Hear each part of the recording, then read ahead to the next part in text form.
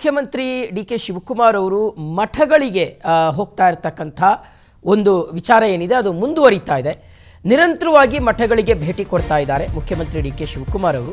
ಈಗ ಆದಿಚುಂಚನಗಿರಿಯ ಶಾಖಾ ಮಠಕ್ಕೆ ಭೇಟಿ ಕೊಟ್ಟಿದ್ದಾರೆ ಡಿ ಕೆ ಶಿವಕುಮಾರ್ ಅವರು. ಬೆಂಗಳೂರಿನ ವಿಜಯನಗರದಲ್ಲಿರ್ತಕ್ಕಂಥ ಆದಿಚುಂಚನಗಿರಿಯ ಶಾಖಾ ಮಠಕ್ಕೆ ಭೇಟಿ ಕೊಟ್ಟಿದ್ದಾರೆ ಸಿಎಂ. ನಿರ್ಮಲಾನಂದನಾಥ ಶ್ರೀಗಳ ಆಶೀರ್ವಾದವನ್ನು ಪಡ್ಕೊಂಡಿದ್ದಾರೆ ಮುಖ್ಯಮಂತ್ರಿಗಳು.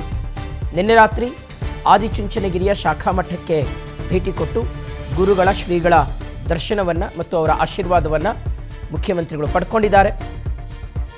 ಮುಖ್ಯಮಂತ್ರಿಗಳಾದ ಬಳಿಕ ವಿವಿಧ ದೇವಸ್ಥಾನಗಳಿಗೆ ಮಠಮಾನ್ಯಗಳಿಗೆ ಭೇಟಿ ಕೊಟ್ಟು ದೇವರುಗಳ ಅನುಗ್ರಹವನ್ನು ಮತ್ತು ಗುರುಗಳ ಆಶೀರ್ವಾದವನ್ನು ಪಡೆದುಕೊಳ್ಳುವಂಥ ಒಂದು ಕಾರ್ಯ ಮಾಡ್ತಾ ಇದ್ದಾರೆ.